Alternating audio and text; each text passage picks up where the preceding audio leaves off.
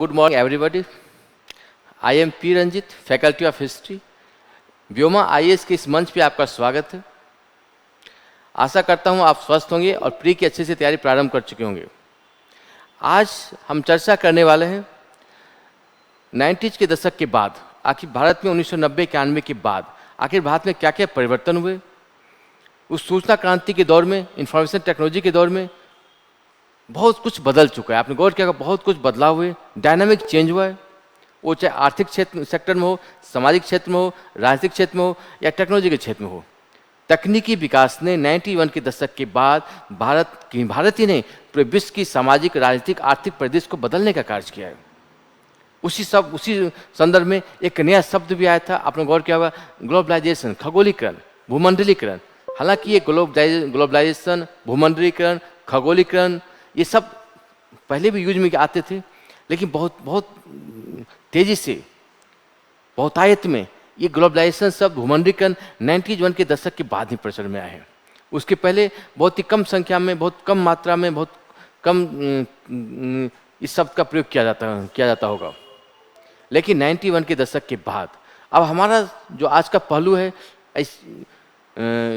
आज के सब्जेक्ट है, आज की क्लास का जो बिंदु है वो है कि 91 के दशक के बाद आखिर भारत में या फिर विश्व में क्या क्या चुनौतियां हुई, क्या क्या तकनीकी विकास हुआ, क्या क्या क्रांति हुई, जिसको प्रतिफल के रूप में हम आज भी देख सकते हैं, जिसका प्रतिफलीकरण, जिसका कहीं न कहीं यूज हम आज भी करते हैं. उस संदर्भ को, उस अवधारणा को, उस संकल्पना को हम आज भी समझने का प्रयास कर रहे हैं.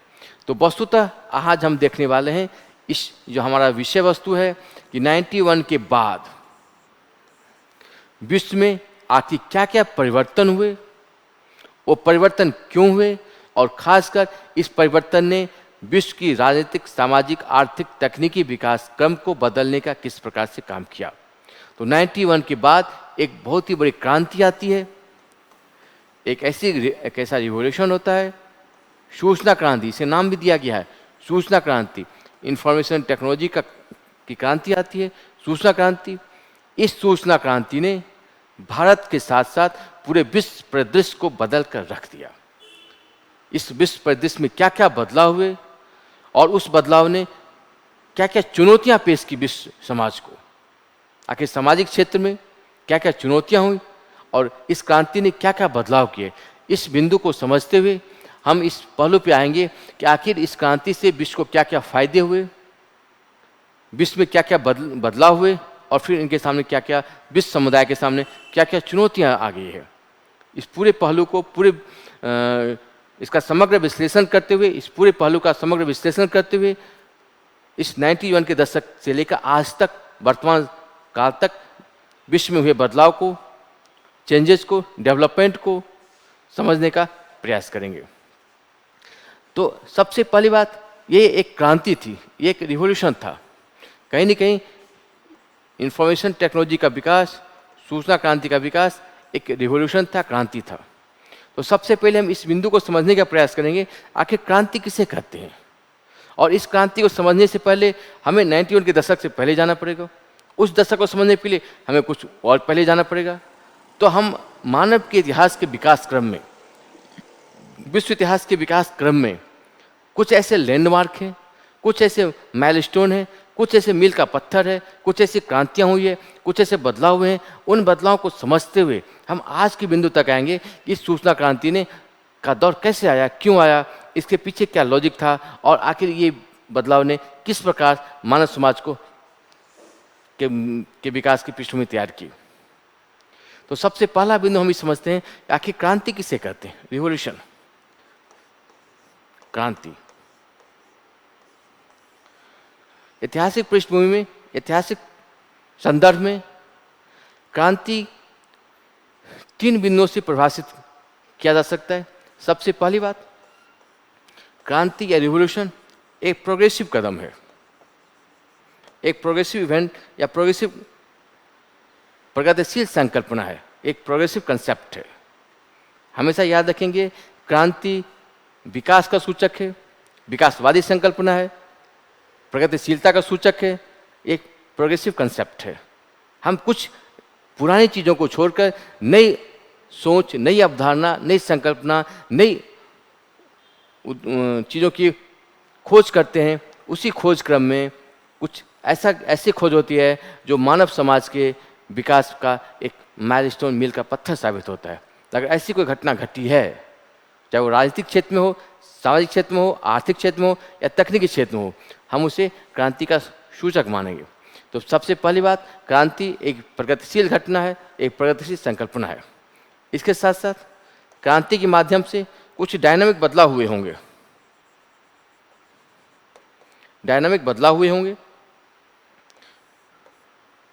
और क्रांति कहीं न कहीं परिवर्तन का सूचक है, चेंज का सूचक है। और कुछ हद तक क्रांति सडनली होती है, तो अचानक होती है। तो विश्व इतिहास को या हिस्ट्री के पॉइंट ऑफ व्यू से अगर आपको क्रांति समझना हो, रिवॉल्यूशन समझना हो, तो क्रांति इन 4 बिंदुओं से प्रभाषित कर सकते हैं। हालांकि क्रांति की बहुत सारी परिभाषा हैं, हर सब्जेक्ट में उसके अलग अलग डेफिनेशन दी गई है, लेकिन हमें जो समझना है, सबसे पहली बात, क्रांति एक प्रगतिशील संकल्पना है। दूसरी, क्रांति के माध्यम से बहुत ही डायनामिक कोई बदलाव हुए होंगे, कोई चेंज हुआ होगा, कोई ऐसी घटना घटी होगी जिसने मानव समाज को आगे बढ़ाने का कार्य किया होगा। और कुछ हद तक ये अचानक होते हैं, सडनली हुआ होगा। तो क्रांति को ये ध्यान रखेंगे, क्रांति एक प्रगतिशील संकल्पना है। अगर हम विश्व इतिहास को देखें तो विश्व इतिहास में 2-3 ऐसी क्रांतियां हुई है जिसे हम लैंडमार्क की तरह यूज कर सकते हैं। जिस क्रांति ने मानव समाज को बदल कर रख दिया, मानव के विकास को, मानव के विकास क्रम को बदल कर रख दिया। जिसमें सबसे पहला है, जिसे हम कहेंगे कृषक क्रांति।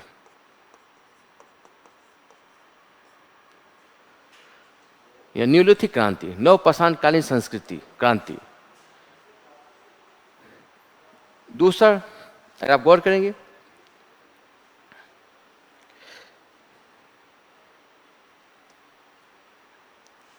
ये 3-4 क्रांतियां हैं।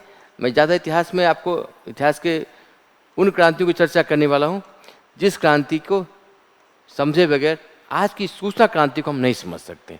बाकी क्रांति तो इतिहास के क्रम हम पढ़ाएंगे, लेकिन कुछ ऐसी क्रांतियां हैं जो आपको जाननी चाहिए, तभी आप इस सूचना क्रांति के कंसेप्ट को, बैकग्राउंड को, पृष्ठभूमि को ठीक से आप समझ सकते हैं, ग्रास्प कर सकते हैं। जैसे माने कृषक क्रांति, जिसे नवपाषाणकालीन संस्कृत क्रांति भी कहते हैं। नवपाषाणकालीन क्रांति भी कहा जाता है। Neolithic revolution. आपने फिर देखा होगा लोहयुगीन क्रांति, लोह युगीन क्रांति। तीसरा, जब विश्व इतिहास को हम आगे बढ़ेंगे पढ़ते पढ़ते, तो एक होता है औद्योगिक क्रांति।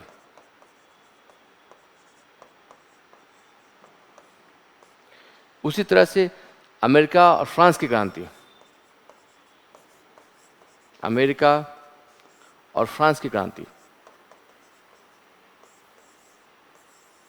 और जो हम इस दशक में आते हैं, 90s के दशक में आते हैं, तो सूचना क्रांति।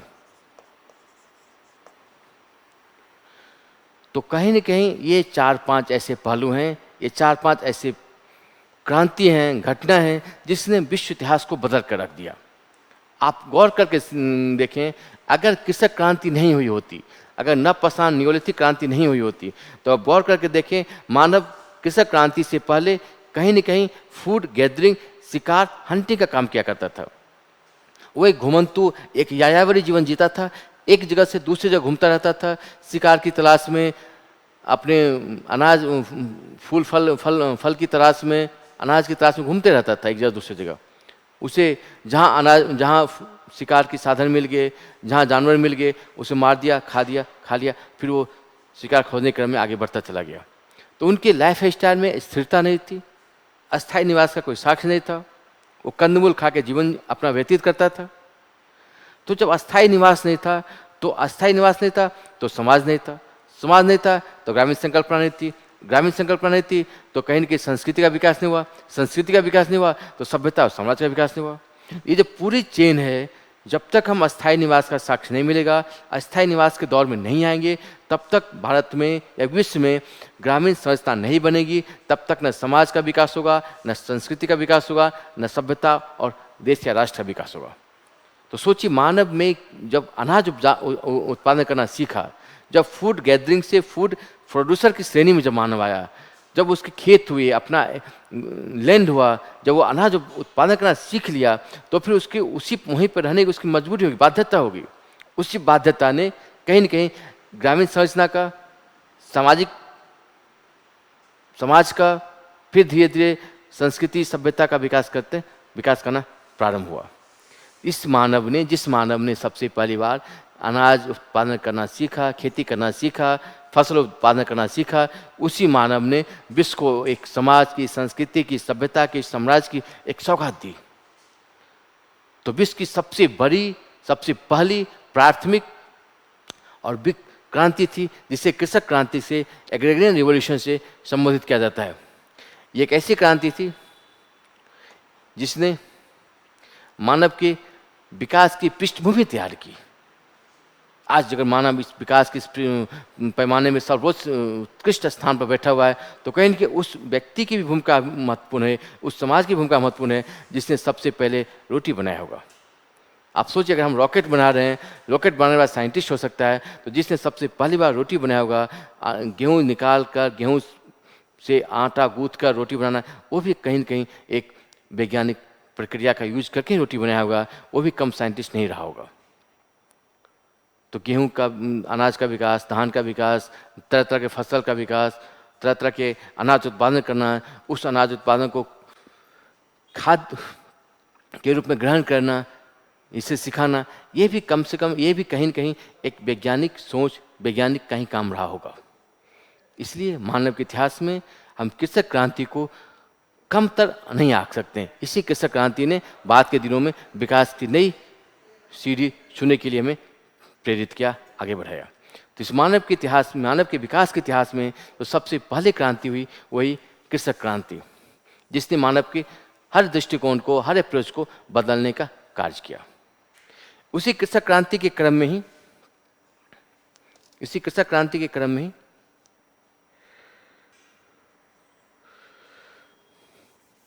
एक दूसरी क्रांति हुई जिसे लोह युगीन क्रांति कहा जाता है, आयरन रेवोल्यूशन, लोहे का विकास।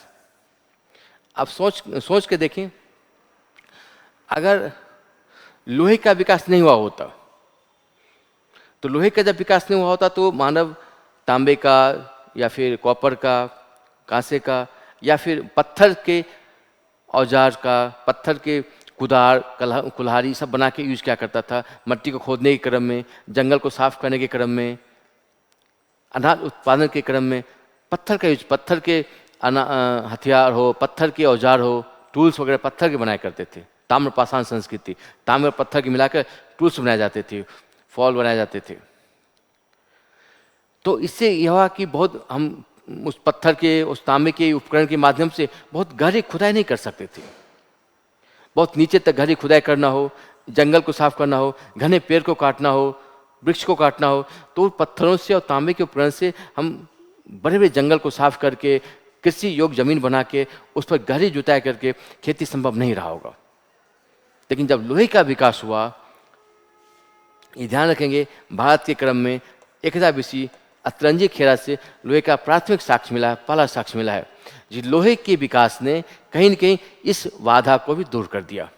जब लोहे का विकास हुआ तो मानव घने जंगलों को साफ कर सकता था, जमीन के अंदर गहरे खुदाई भी कर सकता था, जुताई कर सकता था, लोहे के फल बनाए गए, लोहे के हाल बनाए जाने लगे, और लोहे से बाद के दिनों में आपने देखा होगा लोहे के हथियार भी बनाए जाने लगे, लोहे के उपकरण से शिकार करने में आसानी हुई।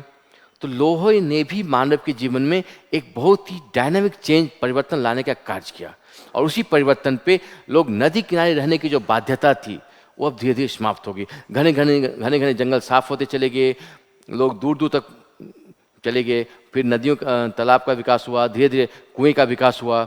लोग नदी किनारे छोड़कर नदी के दूर में रहने लगे। उन जंगलों को साफ करके कृषि योग्य जंगली भूमि को कृषि योग्य भूमि में तब्दील किया, और कहीं न कहीं एक ऐसी स्थिति बनी कि धीरे धीरे धीरे साम्राज्य का या फिर राज्य का विस्तार होता चला गया। तो लोहे के विकास ने भी मानव के विकास में एक अमूल्य योगदान किया। अगर लोहे का विकास नहीं होता तो मानव इतना ज़्यादा विकास नहीं कर पाता। इसलिए लोहे की क्रांति को भी हम इसे नज़रअंदाज नहीं कर सकते हैं। तो आपने देखा प्राचीन काल में दो ऐसी क्रांति हुई थी जिसने मानव के विकास के क्रम में माइलस्टोन या मील का पत्थर साबित हुआ। उसी क्रम में जब हम आगे बढ़ते हैं तो यूरोप में एक क्रांति हुई थी जिसे कहते हैं इंडस्ट्रियल रिवोल्यूशन, औद्योगिक क्रांति। औद्योगिक क्रांति से पहले वस्तुतः हस्तशिल्प के हाथ से बनी बनाई वस्तुएं का यूज हम करते थे, मशीन का प्रयोग नहीं होता था। लेकिन एक्चुअली घटना क्या घटी कि उसी क्रम में उसी वक्त नए नए राज्यों का उदय होता है। आप विश्व इतिहास में आपको पढ़ाएंगे डिटेल से। रेनेसां का दौर आता है, पुनर्जागरण का दौर आता है। उसी पुनर्जागरण के दौर में नई नई तकनीकी विकास होता है, साइंटिफिक अप्रोच का विकास होता है, वैज्ञानिक सोच का विकास होता है। और उसी वैज्ञानिक सोच ने कहीं न कहीं कुछ ऐसे साहसी व्यक्तियों को जो दूर दूर देश जाकर दूर दूर क्षेत्र का विकास करके नए नए उपनिवेश का विकास करके ला सकते थे। तो सामुद्रिक खोजें प्रारंभ हुई। उसी सामुद्रिक खोजों के माध्यम से ही आपने देखा होगा कभी अमेरिका की खोज हुई, फिर यूरोप ने इंडिया की खोज की, और फिर सामुद्रिक यात्राओं के माध्यम से नए नए उपनिवेश, नए नए साम्राज्य की स्थापना हुई। और उसी क्रम में तकनीकी विकास के क्रम में ही मशीनों का विकास होता है।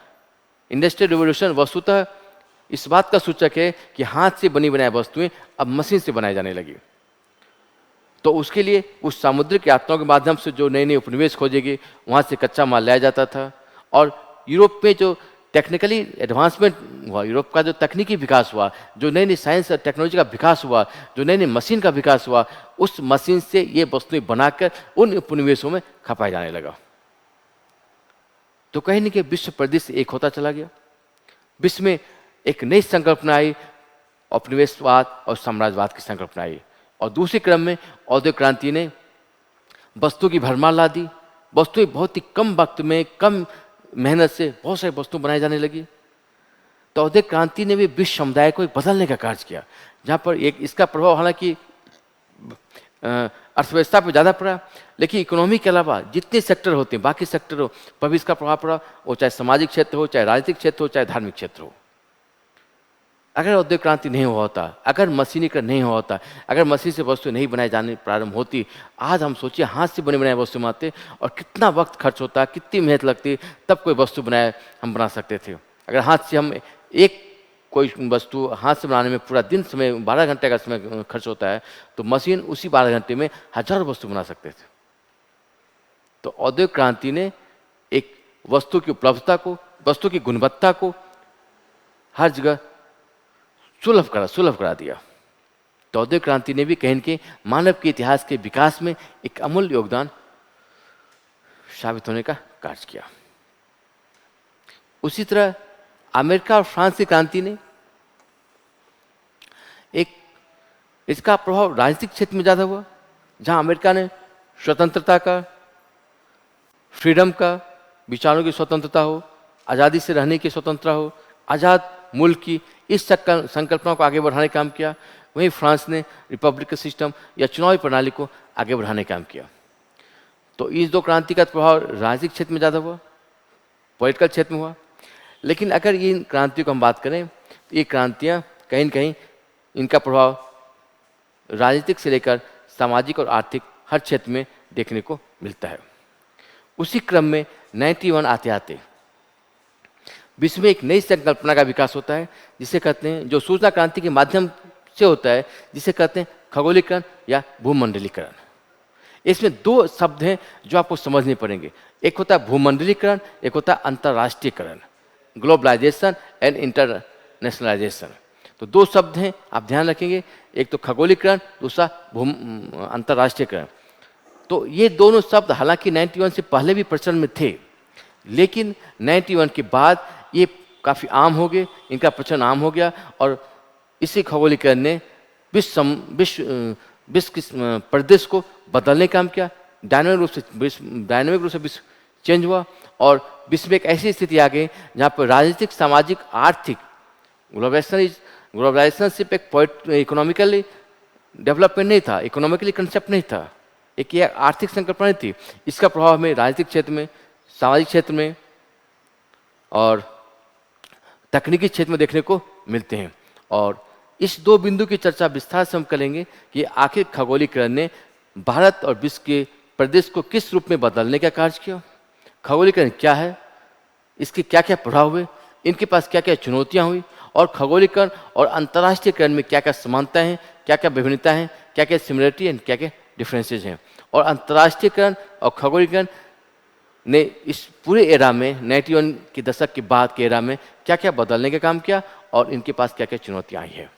ये दो शब्द काफ़ी इंपॉर्टेंट है जिसकी चर्चा हम अगले वीडियो में करेंगे, जो आपके एग्जाम के पर्पज़ से, एग्जाम के पॉइंट ऑफ व्यू से, एग्जाम के लिखने के लिए इसकी बहुत आवश्यकता होगी कि आखिर ग्लोबलाइजेशन, खगोलीकरण संकल्पना क्या है और इस संकल्पना ने क्या क्या समाज का किस रूप में समाज को परिवर्तित किया, किस रूप में समाज को आगे बढ़ाने का कार्य किया।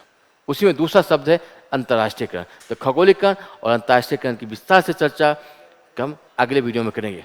आज हम आपको ये बताने का कार्य किए कि जिस तरह से खगोलीकरण, अंतर्राष्ट्रीयकरण एक क्रांति का सूचक है जिसने सूचना क्रांति के माध्यम से विश्व समुदाय को, विश्व प्रदेश को बदलने का कार्य किया, उसी तरह विश्व मानव के इतिहास में 2-3 ऐसी क्रांतियाँ हुई थी जिसने पूरे मानव इतिहास को बदल कर रख दिया, चाहे वह कृषि क्रांति हो, लोहे की क्रांति हो, चाहे औद्योगिक क्रांति हो या अमेरिका या फ्रांस की क्रांति हो।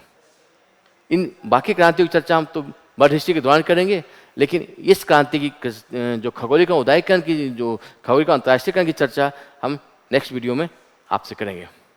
Thank you.